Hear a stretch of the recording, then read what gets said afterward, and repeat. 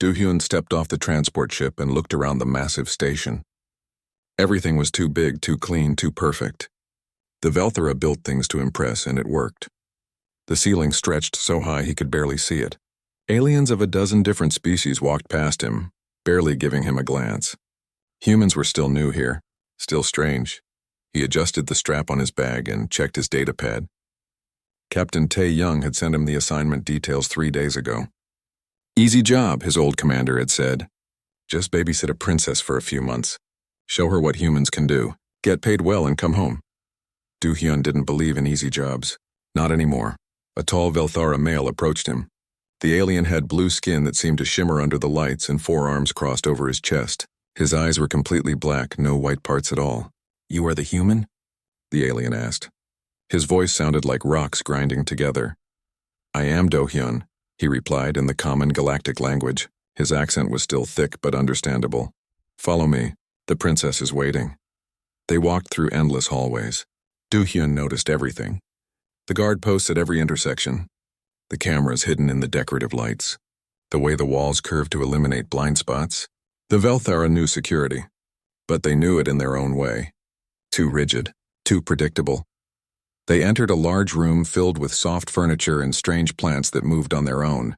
In the center sat a young Velthara female. She looked up when they entered, and Do-hyun saw her properly for the first time. Princess Eri was smaller than most Velthara, which still made her taller than Do-hyun. Her skin was a lighter shade of blue, almost purple in certain lights. She wore simple clothes, not the heavy robes he expected. Her black eyes studied him with open curiosity. "This is the human?" she asked. "Yes, princess." As requested by the empress, Eri stood and walked closer. She moved gracefully, but Do-hyun noticed the tension in her shoulders. She was nervous. "You don't look very strong," she said. Do-hyun smiled slightly. "I am not. Compared to your people, humans are weak. Then why are you here?" "To keep you safe, princess," she laughed. It was a musical sound, lighter than he expected. "I have 12 guards already, all of them from warrior species. All of them stronger than you. What can you possibly do that they cannot?" "I can think differently," Do-hyun said simply. The large guard who brought him made a disgusted sound. "The princess does not need different thinking. She needs protection, real protection." "You may go, General Thex," Eri said softly. The guard looked angry but bowed and left. When they were alone, Eri sat back down and gestured for Do-hyun to sit across from her. "Tell me the truth," she said. "Why did they really send you?" Do-hyun considered his answer carefully. "Your mother wants to understand humans. We are new to the galaxy, weak by your standards, but we survived on a difficult world. We think in ways you don't. I think she wants to see if that matters." Eri nodded slowly. "You are honest. That's rare here." She stood again. "Come, I want to show you something." She led him through more hallways, walking quickly. Do-hyun kept pace easily. He noticed she took turns without thinking, moving through her home with unconscious familiarity. No guards followed them. That was wrong. Even a princess in her own palace should have security nearby. They emerged onto a balcony overlooking a massive indoor garden. Strange trees grew toward artificial sunlight. Water flowed in impossible patterns defying gravity. It was beautiful. "I come here when I need to think," Eri said. "My guards hate it. Too many hiding spots, they say. Too hard to secure." "They're right," Do-hyun said, scanning the garden. 7 good positions for a sniper. 12 places to hide. 3 exit routes that would be hard to block quickly. Eri turned to look at him, surprised. "You saw all that in seconds?" "It's what I was trained to do." "But you didn't tell me we should leave." "Should we?" She smiled. "No, this is my home. I won't be a prisoner in it." Do-hyun nodded. "Then I'll watch the 7 sniper positions, keep aware of the 12 hiding spots, and make sure the 3 exits stay clear. You enjoy your garden." For a long moment, Eri just looked at him. Then she laughed again, genuine and warm. "You really are different." Over the next few days, Do-hyun learned the routine. Eri had classes in diplomacy, economics, and culture. She attended formal dinners with boring nobles. She endured meetings where everyone talked but no one listened, and whenever she could, she escaped. The other guards panicked when she slipped away. They ran through the palace, shouting orders, treating it like an emergency. Do-hyun simply followed her quietly. He learned her favorite hiding spots. The library in the East Wing, The observation deck on level 40. The small cafe near the transport docks where she could sit and watch normal people live normal lives. He never told the other guards. He just made sure she was safe. On the 5th day, Eri finally acknowledged him while she sat in the cafe. "You always find me," she said without turning around. "You want to be found," Do-hyun replied, sitting at the next table. "Otherwise you'd try harder. Maybe I'm testing you. Maybe you just want one person who doesn't treat you like fragile glass." Eri turned to look at him. "The others think I'm weak. Too soft for politics. Too kind to rule, are you?" "I don't know yet." Do-hyun ordered a drink from the automated server. The cafe was busy with workers and travelers. No one recognized the princess in her simple clothes.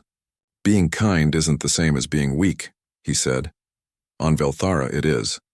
Then maybe Velthara needs to learn something new." That evening, they walked back to the palace together. Not as guard and princess, but as two people talking. Eri asked about Earth, and Do-hyun told her about mountains and oceans, about cities that grew wild instead of planned. She told him about growing up in the palace, always watched, always judged, always found wanting compared to her older sisters. When they reached her quarters, General Thex was waiting. His forearms were crossed, his expression furious. "Princess, you cannot keep disappearing. It violates every security protocol." "I wasn't alone," Eri said calmly. "The human? He's not even armed." "He doesn't need to be," she replied. Then she looked at Do-hyun. "Tomorrow I have a diplomatic event in the market district. You'll accompany me." "Yes, Princess." Thex looked ready to argue, but Eri walked into her quarters and closed the door. The general turned to Do-hyun. "If anything happens to her, human, I will personally throw you out an airlock." "If anything happens to her," Do-hyun said quietly. "You won't need to." He walked to his own small room and sat on the bed. The assignment wasn't easy, but it was starting to be interesting. And Princess Eri wasn't what he expected. She was smarter than people gave her credit for. Braver, too. Do-hyun pulled out his datapad and started making notes. Guard positions, daily routines, potential vulnerabilities. Tomorrow they'd be in public, in a crowd with thousands of variables he couldn't control. He smiled slightly. Now it was getting fun. Outside his window, the station hummed with life. Somewhere in the palace, Eri stood on her balcony, looking at the same stars. Both of them were pieces in games they didn't fully understand yet. But they were starting to realize they might be on the same side, and that changed everything. The market district sprawled across 3 levels of the station. Thousands of beings from hundreds of worlds bought and sold everything imaginable. The air smelled of spices and metal and things Do-hyun couldn't identify. Sounds crashed together into a wall of noise. It was chaos, beautiful and dangerous. Eri walked through the crowds with obvious joy. She stopped at stalls selling fabrics, tasted free samples of exotic foods, and talked to merchants like they were old friends. Her official guards formed a tight circle around her, pushing people aside, making everyone nervous. Do-hyun stayed back. He watched the crowd, not the princess. He looked for patterns. The merchant who kept glancing at the guard schedule. The worker who took too much interest in which way Eri was walking. The maintenance bot that moved in irregular patterns. "You're not even close to her," General Thex growled in his ear through the comm unit. "What use are you back there?" "I can see threats from here," Do-hyun replied calmly. "You can't see anything but her. Arrogant human." The food vendor at stall 47. "Check his permits." Thex went silent. Do-hyun watched as 2 guards moved to the stall. 5 minutes later, they found weapons hidden under the counter. The vendor was arrested. He'd been planning to rob whoever looked wealthy enough. The comm stayed quiet after that. Eri noticed, of course. She noticed everything Do-hyun was learning. When they stopped at a jewelry stall, she spoke without looking at him. "You found the threat before it happened. That's the job, Princess. My other guards only react. You predict." "Different training," Do-hyun said. He was watching a group of Kravali traders who were watching Eri too closely. "On Earth, humans were prey for a long time. We learned to see danger before it arrived. Those who didn't died." "You're still prey here," Eri said softly. "Most species see humans as weak. Let them. Underestimation is useful." She smiled at that and bought a small crystal that changed colors in the light. As they walked to the next level, she fell into step beside Do-hyun instead of leading with her guards. "Teach me," she said. "Teach you what?" To see what you see, to read threats, to understand what's really happening instead of what I'm told is happening. Do-hyun considered this. It was unusual. Royals didn't usually want to learn. They had people for that. But Eri was unusual in many ways. Look at the crowd, he said. What do you see? People shopping. Living their lives. Look deeper. See the Thaxian female near the blue stall? She keeps touching her side pocket. That means she's carrying something valuable and nervous about it. Probably money. She's a target for thieves. Eri looked where he indicated. I see her now. The Velthara male by the fountain. He's looking everywhere except at his companion. That means he's hiding something. Maybe meeting someone he shouldn't. Maybe planning something wrong. You can tell all that just by watching? Humans are good at reading body language. We evolved to understand each other without words. It works on other species too once you learn their patterns. They spent the next hour like that. Do-hyun pointing out details. Eri learning to see beneath the surface. Her guards grew increasingly frustrated with the slow pace, but they said nothing. General Thex watched from a distance, his expression unreadable. When they returned to the palace, Eri went straight to her quarters. Do-hyun thought the lesson was over, but an hour later her handmaiden Yuna found him. The princess requests your presence, Yuna said. She was young for a Velthara, with kind eyes and quick movements. She wishes to continue the lessons. Do-hyun followed her to Eri's private study. The room was smaller than he expected, filled with books and data pads and star charts. Eri sat at a desk covered in papers. I've been thinking about what you said, she announced. About reading threats. But you only taught me about physical dangers. What about political ones? Politics isn't my area, Do-hyun admitted. But reading people is. And politics is all about reading people. She gestured to a chair. Sit. I'll teach you politics, you teach me observation. So began an unexpected partnership. Over the following weeks, they met most evenings. Eri explained the complex web of noble houses, ancient feuds, and careful alliances that governed Velthara society. Do-hyun taught her to watch how people moved, how they spoke, what they didn't say. Lord Vesker claims to support my sister Minji's claim to the throne, Eri said one evening, pointing to a name on her chart. But he always positions himself closest to Mother at gatherings. Meaning? Do-hyun asked. He's hedging his bets, supporting the heir publicly while staying close to the current power. She paused. That's a threat, isn't it? Not to my safety, but to stability. The most dangerous threats are the ones that don't look like threats. Do-hyun agreed. Yuna became an ally without either of them planning it. She started sharing information about palace gossip, about which nobles were meeting in secret, about rumors and whispers. She was invisible to most people, just a servant, but she saw everything. There's talk, Yuna said one evening, her voice worried. Some nobles don't like that the princess spends so much time with a human. They say it's undignified. Let them talk, Eri said firmly. I'm learning more from Do-hyun than I've learned in years of formal education. But the talk grew louder. General Thex made his move 2 weeks later. He requested a formal review of Do-hyun's position, claiming the human was unsuitable for royal protection. The hearing was set before a council of military officials. Do-hyun stood in a cold room facing 5 senior officers. Thex presented his case. The human is untrained in Velthara security protocols. He carries no weapons. He has no formal rank. He spends inappropriate amounts of time alone with the princess, teaching her things that are not his place to teach. What do you teach her? Asked one of the council members. Situational awareness, Do-hyun replied calmly. Threat assessment.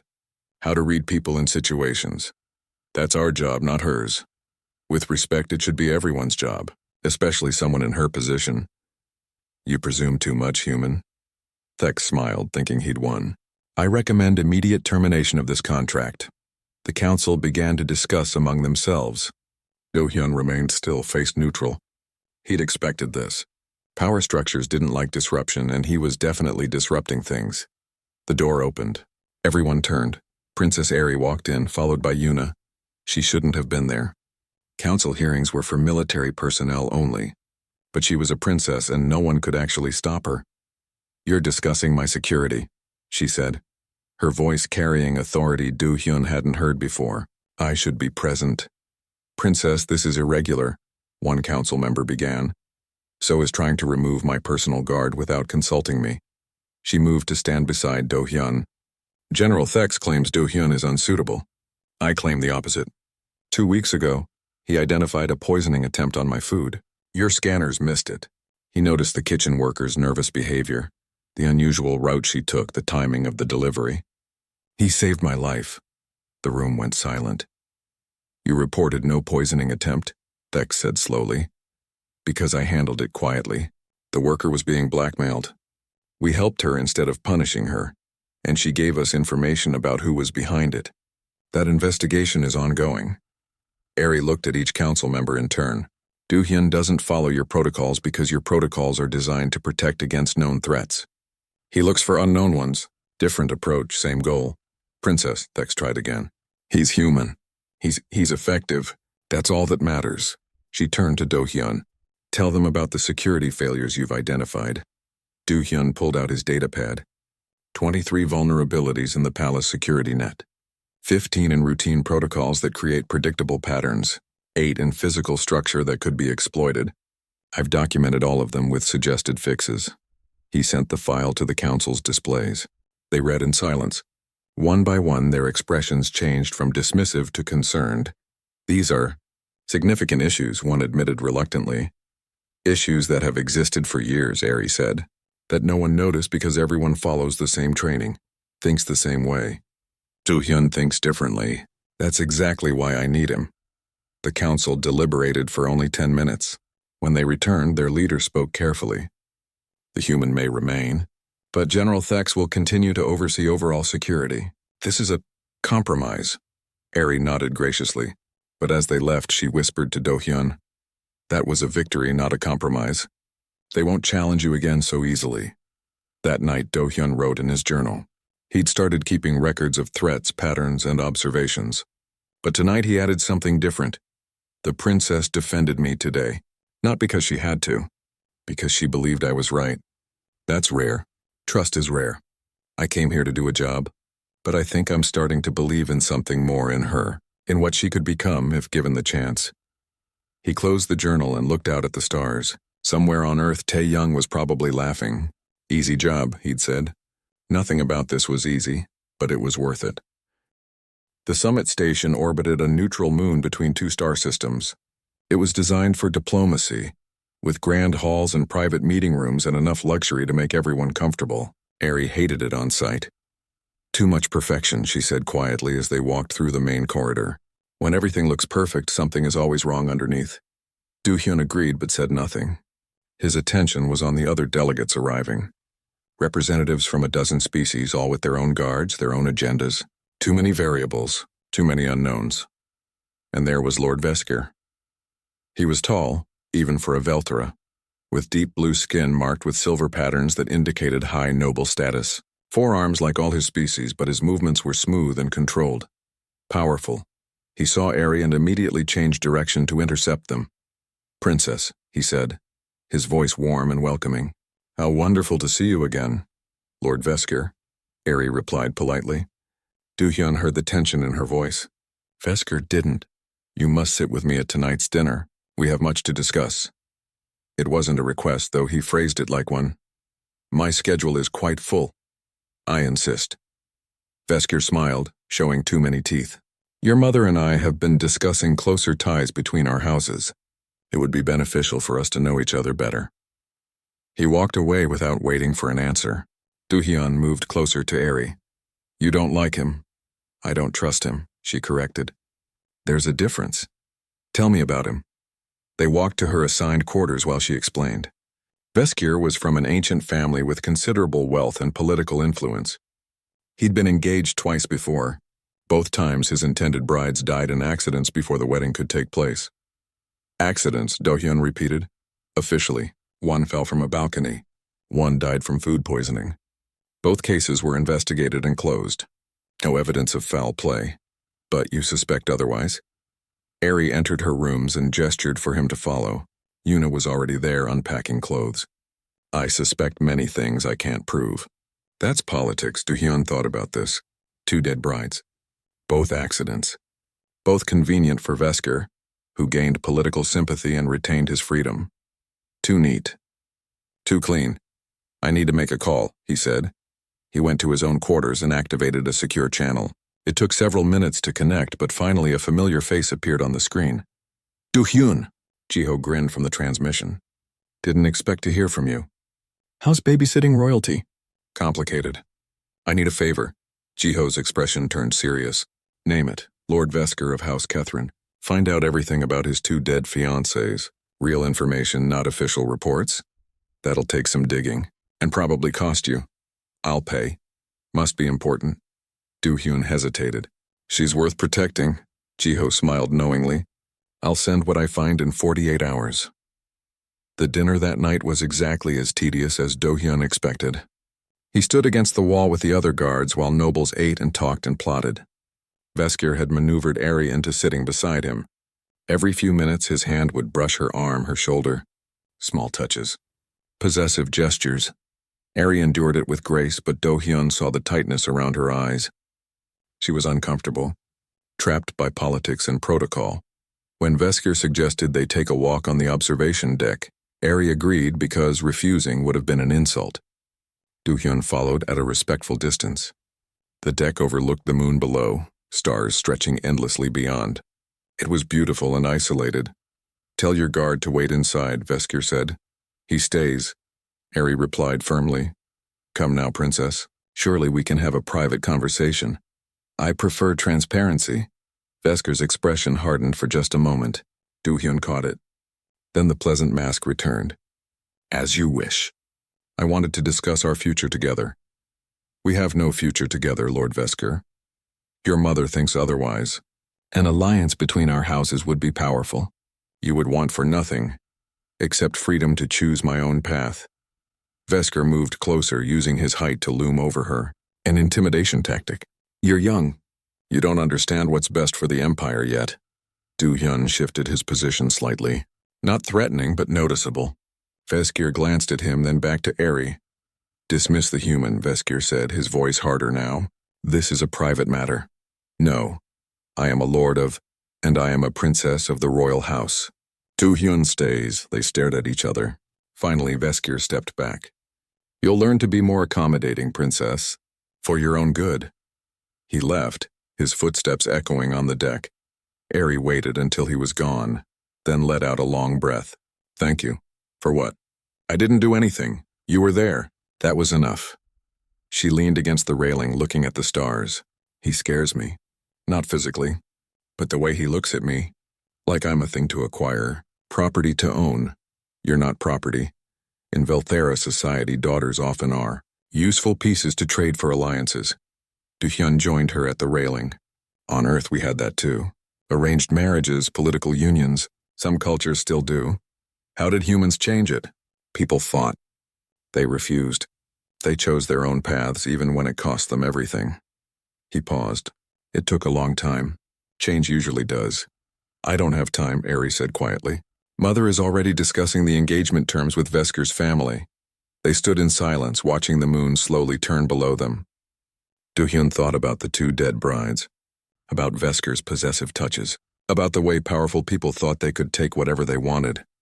I won't let him hurt you, he said finally. Eri looked at him surprised. That's not your job. You're here to protect me from assassins and physical threats, not political arrangements. Then I'm expanding my job description. She laughed, but there were tears in her eyes. You can't fight my mother. You can't fight centuries of tradition. You're one human, Do-hyun. What can you possibly do? I don't know yet, but I'll figure something out. Over the next 2 days, the summit continued. Boring speeches, endless negotiations, formal dinners. Vesker continued his pursuit of Eri, always proper, always correct. But Do-hyun watched his eyes. He saw the calculation there. The sense of ownership. Jiho's information arrived on the second night. Do-hyun read it alone in his quarters, his expression growing darker with each page. The first bride had been investigating Vesker's business dealings before her death. The second had tried to break the engagement. Both times Vesker had been conveniently elsewhere when the accidents happened. Both times witnesses disappeared or changed their stories. Do-hyun took the information to General Thex. The general read it, then set it aside. This proves nothing, Thex said. It shows a pattern. It shows coincidences. Lord Vesker is well connected. Making accusations against him without solid proof would be political suicide. So we do nothing? We do our jobs, human. We protect the princess from physical threats. Her personal life is not our concern. Do-hyun left before he said something he'd regret. He understood politics well enough to know Thex was probably right, but understanding didn't make it acceptable. That night, he found Eri in the station's training facility. She was practicing with a staff, moving through forms with fierce concentration. Sweat beaded on her blue skin. She didn't stop when he entered. Couldn't sleep? He asked, too much thinking. She completed the sequence, then lowered the staff. Veskir formally asked my mother for my hand today. She's considering it favorably. I know. I have information about him. About his previous engagements. Hope flashed across her face. Can we stop it? Not with what I have. It's circumstantial. Suspicious, but not proof. The hope died. She set the staff aside and sat on a bench. Then it's over. I'll be engaged within a week, married within a month. And eventually I'll have an unfortunate accident too. No, Do-hyun said firmly. That won't happen. How can you be so sure? Because I won't let it. He sat beside her. You asked what I can do. Here's the truth. I can't change Velthara politics. I can't fight your mother or the noble houses or centuries of tradition. But I can teach you to protect yourself. I'm learning combat, she gestured to the staff, not that kind of protection. Psychological protection. How to resist manipulation. How to escape dangerous situations. How to survive until help arrives or you can save yourself. He looked at her seriously. I can't stop the engagement, but I can prepare you to handle whatever comes after. Eri was quiet for a long moment. Then she nodded. Teach me. They started that night. Do-hyun taught her about manipulation tactics, how to recognize them, how to resist. He taught her about creating safe spaces and exit strategies, about hiding resources and building networks of trust, about appearing compliant while maintaining control. Survival isn't about being the strongest, he explained. It's about being the smartest, the most prepared, the hardest to control. They worked through the night. When dawn came to the station, Eri was exhausted but determined. Thank you, she said, for not giving up on me. I'll never give up on you, Do-hyun replied. And he meant it. He'd come to this assignment as a job, a way to make money and see the galaxy. But somewhere between the market district and the summit station, it had become something more. Eri wasn't just a princess to guard. She was a person worth defending, worth fighting for even against impossible odds. The message arrived 3 days before the Hunter's Moon Festival. It was anonymous, routed through 12 different servers, almost impossible to trace. But it reached Do-hyun's personal device with a simple warning. She won't survive the hunt. Do-hyun showed it to General Thex immediately. The general studied it, then dismissed it. We receive dozens of threats every week. Most are hoaxes. Some are tests. This is probably nothing. What if it isn't nothing? Then we'll handle it. The festival has been celebrated for 200 years. Security is always maximum. 3 princesses attending, plus the Empress herself. We have 500 guards, scanners on every level, and restricted access. Nothing gets through. Cancel the festival. Thex actually laughed. Cancel the Hunter's Moon? The Empress would never show such weakness. The festival proceeds. Do your job, human. Let us do ours. Do-hyun went to Eri next. She was in her study, reviewing diplomatic reports. She listened to his concerns, then sighed. I appreciate your worry. But Thex is right about one thing. Mother will never cancel. To do so would be seen as fear, and rulers cannot show fear. Then don't attend. All 3 princesses are required. It's tradition. She set down her datapad. I'll be careful, and you'll be there. 1 human among 500 trained guards. What difference can I make? Eri smiled. You always make a difference, Do-hyun wasn't reassured. He spent the next 3 days barely sleeping. He researched the Hunter's Moon Festival, learning everything he could. It was held on a preserved planet, a world maintained specifically for hunting exotic and dangerous creatures. The Velthara elite spent a week there, hunting by day and celebrating by night. He contacted Hana, an information broker who owed him a favor from his military days. I need everything on professional assassins operating in Velthara space, he told her. That's a long list. Narrow it to those who could infiltrate a royal event. Much shorter list. Give me a day. The information came back with one name highlighted, the Wraith. No one knew their real identity or species. They'd performed 17 confirmed assassinations, all of high-profile targets, all at supposedly secure locations.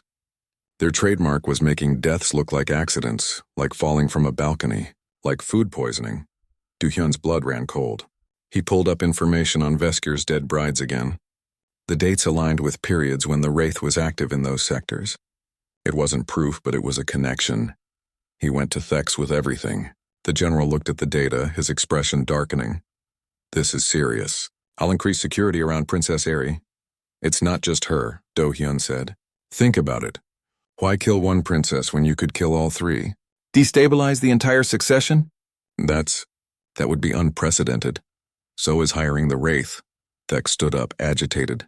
I'll bring this to the Empress, but I can't promise she'll cancel. She doesn't respond well to threats. The festival proceeded as planned. They traveled to the preserve planet on the royal ship. Do-hyun watched the three princesses together for the first time. Minji, the eldest, was cold and calculating, barely acknowledging her sisters. Sora, the middle sister, was friendlier but distant. Only Aerie seemed genuinely warm. The preserve planet was beautiful. Endless forests, crystal lakes, mountains that pierced the clouds. The royal lodge sat on a cliff overlooking a valley where exotic creatures roamed. It looked peaceful. It felt like a trap. Stay close to me, Do-hyun told Aerie on the first day. You're not even armed, she pointed out. Don't need to be. I'm faster than I look. The hunts began on the second day. The Velthera nobles rode in hover vehicles, tracking large predators through the forest. It was sport for them, tradition and display of courage. Do-hyun thought it was stupid and dangerous, but no one asked his opinion. Aerie didn't want to hunt, but she was required to participate. Do-hyun stayed in the vehicle with her while others went on foot to track their prey. He watched everything. The way the guards spread out, the communication patterns, the gaps in coverage. On the third day, he noticed it. A guard who didn't quite move right, who stayed just slightly too far from the main group, who looked at his device more than at his surroundings. Do-hyun marked him mentally and kept watching. That evening at the grand feast, the same guard wasn't there. No one seemed to notice. Guards rotated shifts after all. But Do-hyun noticed. He found Yuna and pulled her aside. The guard with the red markings on his uniform, the one from the North Tower detail. Do you know him, Kaivan? He's been with Palace Security for years. Why? Where is he now? I don't know why. Do-hyun didn't answer. He went looking and found that Kaivan had requested sick leave that afternoon. Convenient. He broke protocol and accessed the guard's personnel file. Everything looked normal. Too normal. The file was perfect. No minor infractions, no sick days until today, no personal complaints. In Do-hyun's experience, no one had a perfect record. He took his concerns to Thex again.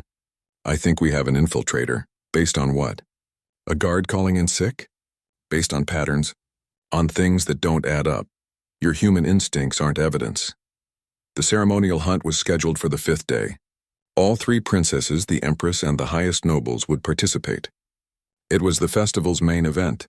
Do-hyun barely slept the night before, running scenarios in his mind. When morning came, something felt wrong. The air was too still. The normal forest sounds were muted. Do-hyun's instincts screamed danger, but he had nothing concrete to point to. The royal party assembled. Hover vehicles lined up. Guards took positions. Everything looked normal. Everything felt wrong. They entered the forest. The plan was to hunt a Kravix, a large predator known for its intelligence and aggression. The perfect challenge for royalty to overcome. The vehicles spread out, each princess with her own team. Do-hyun stayed close to Aerie's vehicle. Too close, according to protocol. He didn't care. They'd been moving for an hour when the attack came. Not from the forest, from the security team itself. 3 guards suddenly turned their weapons on the princess's vehicles. The shots were precise, aimed at power cores. Aerie's vehicle lost control. Do-hyun grabbed her and jumped clear just before it crashed into a tree. Around them, chaos erupted. More guards were fighting guards. It was impossible to tell who was loyal and who was compromised. Run! Do-hyun shouted at Aerie. He pulled her into the forest, away from the vehicles and the fighting. Behind them, he heard explosions, screaming. The carefully planned security had collapsed into confusion. Exactly what an assassin would want. They ran through thick undergrowth. Aerie struggled with the terrain in her formal clothes. Do-hyun led her deeper into the forest. using skills from his military training to move quietly and leave minimal trail. After 20 minutes, he stopped in a dense thicket. Both were breathing hard. "What's happening?" Eri gasped. "The Wraith has to be. Compromised multiple guards, created chaos, isolated targets. My sisters have their own guards. Right now we survive." He pulled out his comm device. "Dead. Jammed, of course." He looked around, orienting himself. The lodge was north, but that's where the attack happened. Going back would be suicide. South was deeper forest, dangerous but survivable. "Can you walk for several hours?" he asked Eri. "Yes, then we go south. Put distance between us and whoever's hunting us. Move at night, hide during day. Survive until we can make contact or the situation resolves. You know how to do this? Earth has forests. Dangerous ones. I trained in them for years." He managed a slight smile. "Humans might be weak, but we're very good at surviving." They moved through the forest as the sun climbed higher. Tuhyun kept them away from obvious paths, using game trails and stream beds instead. He found water, tested it carefully, made sure Eri drank. He found edible plants, things his survival training identified as safe. As night fell, he found a small cave hidden by fallen rocks. They crawled inside, exhausted. "We should be safe here for a few hours," Do-hyun said. "Rest, I'll keep watch," but Eri didn't rest. She sat against the cave wall, trembling. "I saw Minji's vehicle get hit. I don't know if she survived." "Don't think about that now. Focus on staying alive." "How are you so calm?" "I'm not calm. I'm terrified. But fear is useful if you control it. It sharpens your senses, keeps you alert." He checked outside, seeing nothing but darkness and trees. "My old commander used to say fear is just your body preparing to survive. Teach me to use it then." So he did.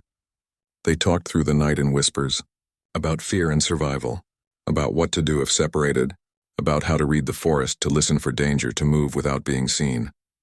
As dawn approached, Do-hyun heard something. Footsteps, careful and quiet. But there. He put a finger to his lips and Eri went absolutely still. A figure moved past the cave entrance.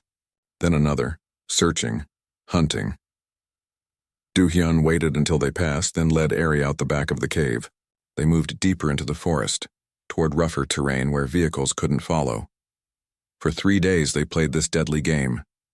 The hunters searching, Do-hyun and Eri evading. He taught her to move quietly, to hide her trail, to survive on almost nothing. She learned quickly, pushing through exhaustion and fear. On the 4th day, Do-hyun found high ground and caught sight of the lodge. Security ships filled the sky. The crisis was over. He could see rescue teams searching the forest. But he also saw something else. A lone figure moving with purpose, tracking their general direction. The Wraith. Still hunting. "Stay here," he told Eri.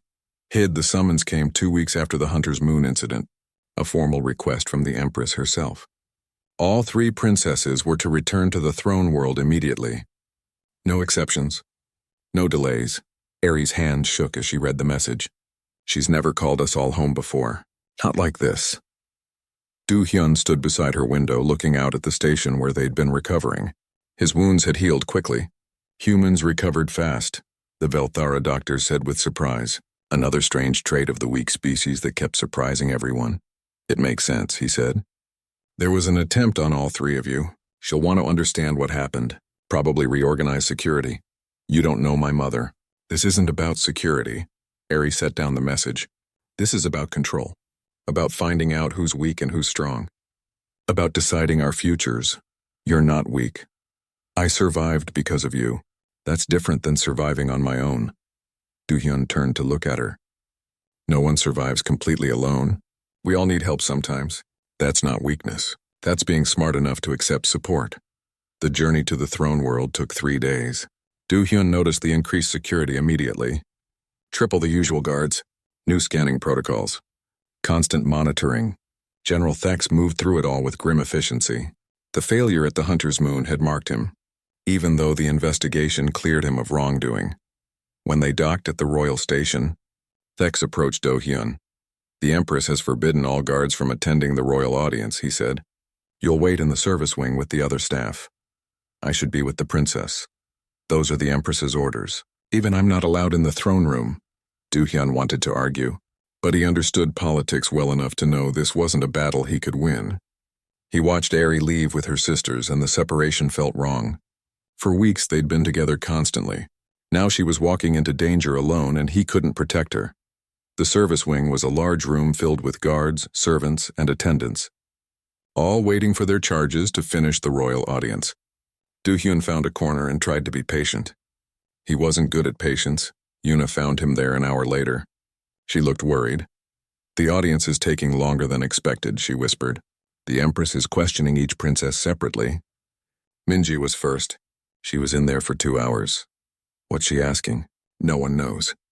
The throne room is completely private. No recordings, no witnesses except the royal family. Do-hyun's unease grew. He stood and paced. The other guards watched him with barely hidden contempt. The human who'd somehow defeated the Wraith. Some thought it was luck. Others thought the story was exaggerated. None of them respected him. He didn't care what they thought. 3 more hours passed. Yuna came back twice with updates. Sora's audience had lasted 90 minutes. Now it was Eri's turn. In the throne room, Eri stood before her mother for the first time in years. The Empress sat on a throne of crystal and metal, her blue skin darker than her daughter's, marked with the silver patterns of age and authority. She looked at Eri with eyes that revealed nothing. "Tell me about the Hunter's Moon," the Empress said. Her voice echoed in the vast chamber. Eri recounted everything. The attack, the chaos, running into the forest with Do-hyun, surviving for days on nothing but water and wild plants. The assassin hunting them, Do-hyun's final confrontation. The Empress listened without interruption. When Eri finished, silence stretched between them. "Your sisters had different experiences," the Empress finally said. Minji fought alongside her guards, killed 3 compromised soldiers herself, took command when her captain fell, showed true leadership. Eri said nothing. Sora used her political connections, convinced a group of neutral guards to protect her, negotiated safe passage through hostile territory, showed diplomatic skill. Still, Eri remained silent. "And you ran into the forest with a human." The Empress stood and walked closer. "Tell me, daughter, who shields you so fiercely that an assassin of the Wraith's caliber failed?" The question hung in the air. Eri knew this was a test. Everything with her mother was a test. "My human," she said clearly.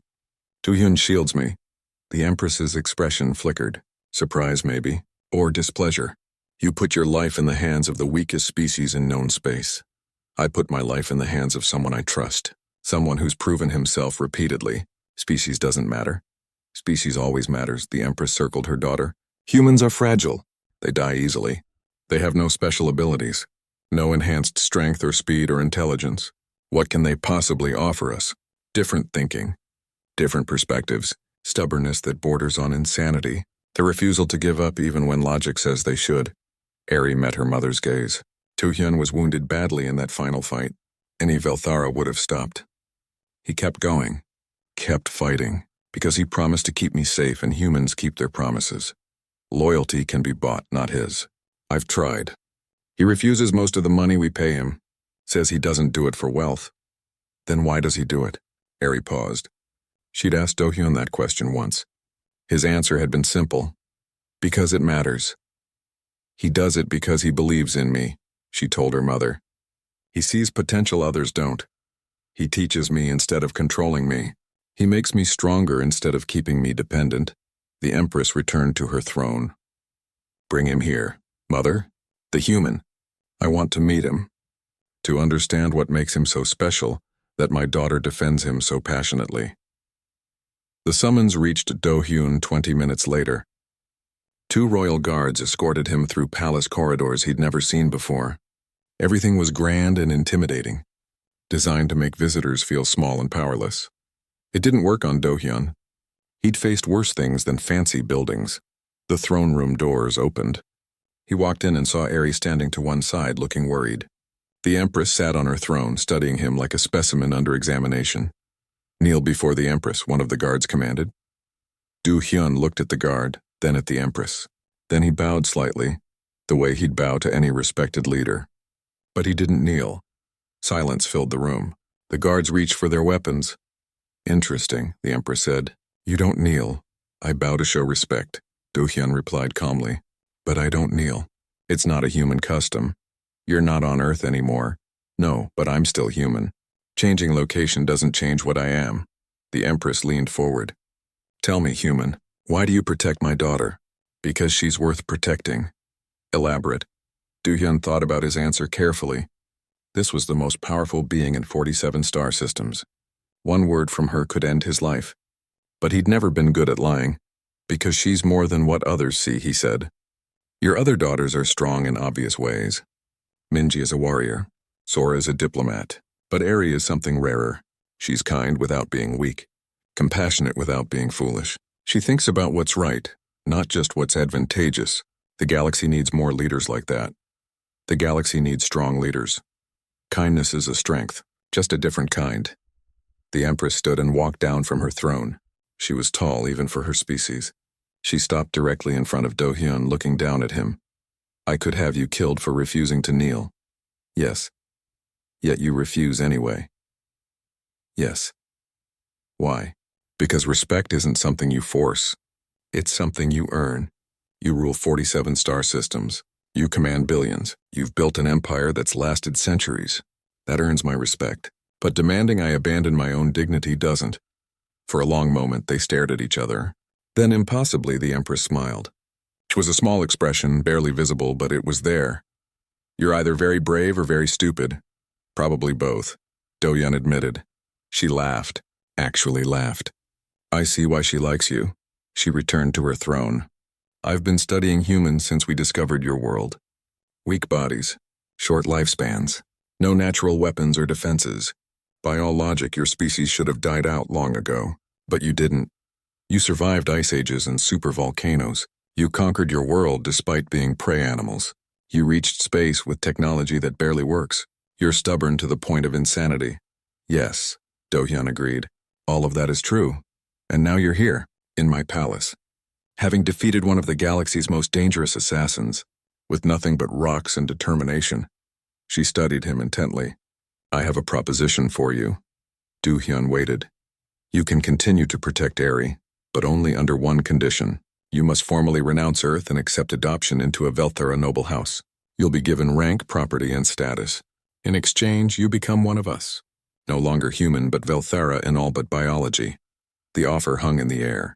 Do-hyun heard Eri's sharp intake of breath. And if I refuse? He asked. Then your contract ends. You return to Earth. Eri receives new guards. Proper guards from warrior species. The Empress's expression hardened. But understand this clearly. If you accept, you're not just changing your allegiance. You're proving that humans can be controlled, absorbed, made to serve our empire.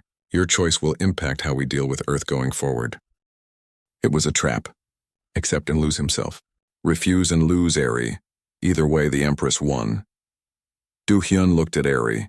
She was Do-hyun spent the first 6 hours in the palace archives. The Velthara kept detailed records of everything, including their own legal codes.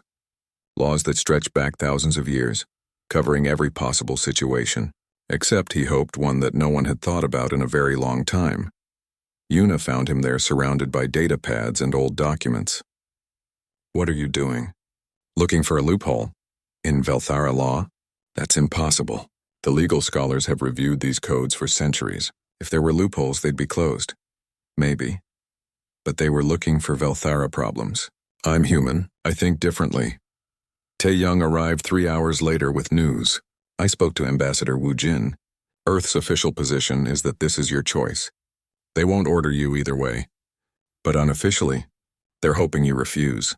Humans accepting noble titles and abandoning Earth would set a bad precedent. So Earth wants me to refuse, which means losing Eri. Politics isn't fair. Tell me something I don't know. Do-hyun kept searching. Ancient laws about guardianship. Rules for protecting royalty. Codes governing relationships between nobles and their defenders. He read until his eyes burned and his translator implant gave him a headache. Then he found it, buried in a section about warrior customs from before the empire was fully formed. A law so old that most Velthara had forgotten it existed, the right of sworn shield. He read it 3 times to make sure he understood correctly. Then he called for Yuna. I need to see Princess Eri, privately. That's impossible. The Empress has confined her to quarters until you make your decision. Then I need to send her a message. Can you do that? Yuna hesitated, then nodded. What message? Do-hyun wrote quickly, then handed her the data pad. Tell her to read this, all of it, and tell her I need an answer before tomorrow. After Yuna left, Tae-young looked at the document Do-hyun had found. His expression changed from skeptical to surprised. This could work, he said slowly. It's crazy. The Empress might execute you for even suggesting it, but it could work. Story of humanity in one sentence, Do-hyun replied. That night he barely slept. He kept thinking about everything that had led to this moment. Arriving at the station months ago, meeting Eri for the first time, the market district, the summit, the hunter's moon. Each moment had built to this. He'd come here for money, for adventure, but somewhere along the way it became about something more important, about a princess who deserved better than what her society offered, about proving that weakness and strength weren't what people assumed, about showing that humans belonged in the galaxy, not as servants or curiosities, but as equals. Morning came. Do-hyun dressed carefully in formal clothes that Yuna had provided. He looked at himself in the mirror. Still human, still weak by galactic standards, but still standing. The summons came exactly 24 hours after the Empress's ultimatum. Do-hyun walked to the throne room with Tae-young beside him. Whatever happens, his old commander said, you've already done more than anyone expected. You survived the Wraith. You protected a princess. You made humans look strong when everyone expected weakness. That matters. Not enough, Do-hyun replied. I need to do more. The throne room was crowded this time. The Empress sat on her throne surrounded by advisors. All three princesses stood to one side. High Chancellor Nix, the Empress's closest advisor, watched with barely concealed hostility. He'd opposed human involvement from the beginning. Ambassador Wu Jin was also there, representing Earth's interests. He gave Do-hyun a slight nod. Support, but not interference. You've had your time, the Empress announced. What is your decision, human? Do-hyun stepped forward. He saw Eri's expression, tense and hopeful. She'd received his message. Now came the dangerous part. I respectfully decline your offer, he said clearly. Murmurs ran through the room. High Chancellor Nix smiled. The Empress's expression revealed nothing. Then your contract is terminated. You'll return to Earth immediately. Not yet, Your Majesty. I have a counteroffer. The room went silent. Nix looked angry. You dare make demands of the Empress? Not demands. A request based on Velthera law. The Empress leaned forward slightly. Explain. Do-hyun pulled out a datapad. In your legal code, section 47, subsection 12, there's a provision from before the Empire was fully formed. The right of sworn shield. It allows a warrior to bond with a royal, becoming neither servant nor noble but something separate. A protector who operates outside normal hierarchy. That law is ancient, Nix protested. It hasn't been used in over 500 years. But it's never been repealed, Do-hyun countered. According to Velthera legal tradition, all laws remain valid unless explicitly removed from the code. This one is still active. The Empress gestured to her legal advisors. They huddled together, checking their own records. After several minutes, one stepped forward. He's correct, Your Majesty. The law remains valid. Read the terms, the Empress commanded. The advisor pulled up the document. The right of sworn shield allows a warrior to bond with a royal through mutual oath. The shield serves the royal directly, answerable only to their chosen charge. They're granted certain privileges and protections. However, the shield shares all consequences of their charge's actions. If the royal falls from grace, so does the shield. If the shield betrays trust, the royal faces judgment. It's a bond of absolute mutual responsibility. And the requirements to invoke this right? The Empress asked. Both parties must agree willingly. The oath must be witnessed by the ruling monarch. And the shield must prove their worth through demonstrated loyalty and capability. The Empress looked at Do-hyun. You want to invoke this ancient law? With Princess Eri's agreement, yes. All eyes turned to Eri. She stepped forward, her voice steady despite the tension. I agree to the right of sworn shield with Do-hyun of Earth. Nix moved quickly to the Empress's side. Your Majesty, this is absurd. Using an ancient law to avoid your legitimate offer. It's disrespectful, is it? The Empress stood and walked down to where Do-hyun and Eri stood. He researched our laws, found a legal solution to an impossible problem, used our own traditions to create a third option. She almost smiled. That's very Velthera of him. Or perhaps it's very human. I'm starting to think they're not so different. Mother, Minji spoke for the first time. Surely you won't allow this. A human bonded to a princess? It's unprecedented. Everything is unprecedented until it happens the first time, the Empress replied. She looked at Do-hyun and Eri. You understand what you're asking? This isn't a simple employment contract. If I grant this right, your fates are linked permanently. Her failures become yours. Your betrayals become hers. I understand, Do-hyun said. As do I, Eri added. The Empress returned to her throne and sat. For a long moment she was silent, thinking. The entire room waited. I'll grant the right of sworn shield, she finally announced.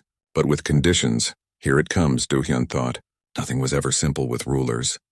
Eri, you've been sheltered here too long. You need real responsibility, real consequences. The Empress gestured to a star map that appeared in the air. The Kalis sector. 23 worlds recently brought into the Empire. Unstable, resentful of Velthara rule. Corruption among local officials. Trade disputes. Rising tensions between species. Eri stared at the map. You want me to govern it? I'm giving you the opportunity to prove yourself. Take your human shield. Bring order to chaos. Show me that your approach works better than your sister's methods. The Empress's expression hardened. But understand this. If you fail, if the sector descends into violence or rebellion, you'll both face the consequences. That's the price of the right. You succeed together or fall together. How long do we have? Eri asked. 1 standard year. If the sector isn't stable and prosperous by then, you lose your title and he loses his freedom. You'll both be exiled to a remote world where you can't cause further problems. It was a test. A massive, complicated, possibly impossible test. But it was also an opportunity. We accept, Eri said without hesitation. Do-hyun nodded. We accept. The Empress gestured to her advisors. Prepare for the ceremony. It will be conducted tonight, with the full court as witnesses. As they were escorted out to prepare, Nix approached them. You've made a mistake, he said quietly. The Kalis sector is a trap. Every governor we've sent there has failed. You'll fail too, and when you do, it will prove that humans don't belong in positions of power. Maybe, Do-hyun replied, or maybe we'll succeed where others failed. Because we think differently. That night, the throne room filled with nobles and officials. Everyone wanted to witness this strange ceremony. Humans were still rare enough to be exotic, and the idea of one bonding to a princess was scandalous enough to draw a crowd. Do-hyun and Eri stood before the Empress in formal robes. A ceremonial official read the ancient words of the rite, first in Old Velthara, then in the common language. The terms were clear and binding. When it was time for the oaths, Eri spoke first. I, Princess Eri of House Velthara, accept Do-hyun of Earth as my sworn shield. I pledge to value his counsel, trust his judgment, and share the burden of all consequences that come from our joined path. Then Do-hyun spoke, first in the common language, then in Korean. He wanted part of the Kalis sector was worse than Do-hyun expected. The capital world, Kalis Prime, showed its problems immediately. Crumbling infrastructure. Markets divided along species lines, security forces that looked more like gangs, and everywhere, the sense that violence was just one incident away. Their shuttle landed at the governor's compound, a fortress built by previous administrators who'd learned to fear their own people. High walls, weapons scanners, guards who looked at everyone with suspicion. Not exactly welcoming, Do-hyun observed. Eri stood at the shuttle door, looking at the compound and the city beyond. Mother sent me here to fail. She chose the hardest assignment possible. Then we'll succeed anyway. Out of spite, if nothing else. She laughed despite the situation. Very human thinking. They were greeted by the compound staff, nervous Velthara officials who'd served under 3 failed governors. They barely hid their skepticism at seeing a young princess and a human as their new leaders. The security situation is difficult, the chief administrator explained as he showed them the compound. We have daily protests, weekly riots, monthly assassination attempts. The previous governor lasted 6 months before requesting transfer. Why do they hate Velthara rule so much? Eri asked. We conquered them 20 years ago, promised prosperity and protection. Delivered neither. Local officials are corrupt. Trade routes favor Velthara worlds. Most citizens here are poorer now than before we arrived. Do-hyun looked at the compound's defenses. We're living in a fortress, separated from the people we're supposed to govern. That's the first problem. It's for your safety, the administrator protested. Safety through walls just makes you a target. Safety through trust makes you a partner. He turned to Ari. We need to see the city. The real city, not the sanitized version they'll show us. The next morning, Do-hyun and Ari walked into Calus Prime's central market. Alone, except for Yuna, who'd insisted on coming. No guards, no official escort. Just 3 people trying to understand a city. The market went quiet when people recognized Ari's Velthara features. Vendors stopped selling. Customers moved away. The hostility was thick enough to touch. An old Kravali merchant spat on the ground near them. Another governor, come to promise change and deliver nothing. Do-hyun stepped forward. What would real change look like?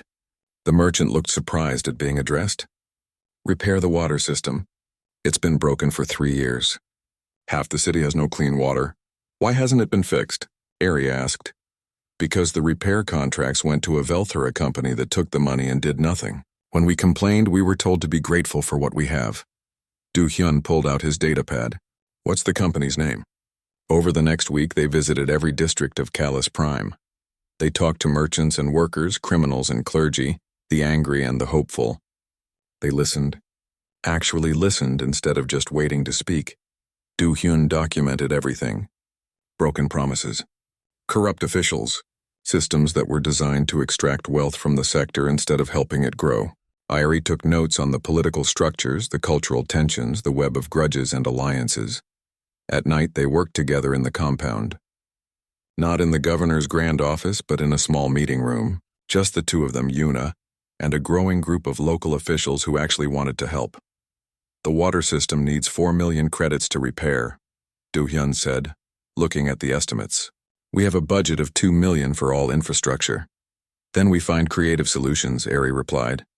She'd been studying the sector's economy. The Thaxian traders have advanced water purification technology. They'd share it if we remove the tariffs on their goods.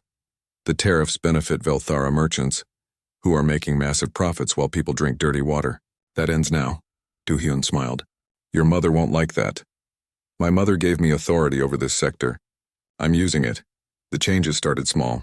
Water purification systems installed in exchange for fair trade agreements. Local workers hired for repairs instead of expensive Velthara companies. Corrupt officials removed and replaced with people the communities actually trusted. But small changes led to bigger questions. 3 months into their administration, a crisis emerged. A Krevli mining colony on the sector's edge discovered a rich mineral deposit. Velthara law said all mineral rights belonged to the Empire. The miners said they'd worked the land for generations and deserved a share. Previous governors had sent security forces to enforce Velthara law. It always ended in violence. What do we do? Ari asked Do-hyun late one night. We think differently. He pulled up historical records from Earth. Humans had this same problem. Who owns natural resources? The government? The people who find them? The ones who live on the land? What did Earth decide? We fought wars over it. Then we found compromises, royalties, profit sharing, ways for everyone to benefit instead of winner take all. They worked out a new system. The Empire got mineral rights, but the mining colony received 40% of the profits, plus jobs, plus infrastructure investment. It wasn't perfect, but it was fair. When Do-hyun presented the plan to the Empress's representatives, they were horrified. This violates standard imperial policy, one argued. Standard imperial policy created this mess, Do-hyun replied. We're trying something new. The Empress will never approve. Then let her tell us herself. Until then, we govern our sector our way. The news spread quickly through Calus. The new governor was actually keeping her promises, actually listening, actually changing things. The protests decreased. The riots stopped. People started hoping again, but success made enemies. High Chancellor Nix arrived 6 months into their term. He toured the sector with barely disguised disgust. You've undermined imperial authority, he told Ari in a tense meeting. Given too much power to conquered peoples. Set dangerous precedents. I've brought stability, Ari countered. Crime is down 40%. Trade is up 60%. Tax revenue has increased without raising rates. The sector is working, for now, but you've shown weakness. Given in to their demands. Eventually they'll demand independence. Let them. Do-hyun said quietly. Both Velthara turned to him. If people want independence badly enough, you can't stop them forever. You can either let them go peacefully or fight a war you'll eventually lose. Earth taught us that. Earth is not the Empire, Nick said coldly. No, the Empire is better. Or it should be. But that means actually being worth belonging to. Nix left in fury. But he filed reports with the Empress. Critical reports. Claims that Eri was losing control, that Do-hyun was corrupting her with human weakness, that the sector was preparing for rebellion. None of it was true. But perception mattered in politics. The Empress summoned them back to the throne world at the 8-month mark. Do-hyun and Eri prepared for the journey knowing this could be the end. If the Empress believed Nix's reports, they'd both be exiled. Are you scared? Eri asked on the ship. Always, Do-hyun admitted. But I'm also proud. We've done good work. Changed lives. That matters even if they exile us for it. You ask who shields me, Eri said quietly. But you do more than shield. You inspire. You show me that there's more than one way to be strong. You were always strong. You just needed permission to show it differently. The throne room was crowded again. All 3 princesses, the high court, ambassadors from a dozen worlds. The Empress sat on her throne, her expression unreadable. High Chancellor Nix presented his case first. He had charts and data, all showing how Eri had violated standard procedures, weakened imperial authority, set dangerous precedents. When he finished, the Empress turned to Eri. What do you say to these charges? Eri stood. Do-hyun stood with her, his hand resting near hers. Not touching, but present. I say that standard procedures created a disaster, Eri began. The Kalas sector was failing. People were angry. Violence was constant. Every governor before me tried to rule through force, through walls and weapons and rigid enforcement of laws that didn't fit local situations. She pulled up her own data. In 8 months, we've reduced crime, increased prosperity, and built actual stability. Not the kind enforced by guns, but the kind that comes from people believing their government serves them. You gave too much away, Nix interjected. I gave what was fair. What was needed.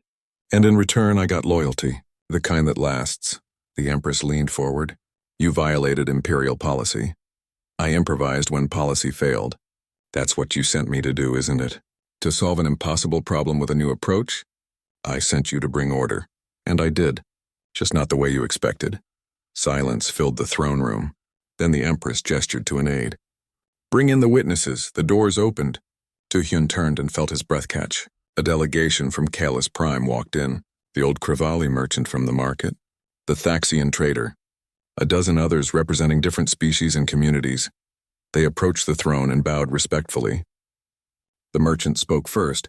Your Majesty, we come to speak for Governor Eri and shield Do-hyun. I didn't summon you, the Empress said. No, we came ourselves. Borrowed money for ship passage. Left our homes. Because they asked us to trust them, and they kept that trust. The merchant looked at Eri.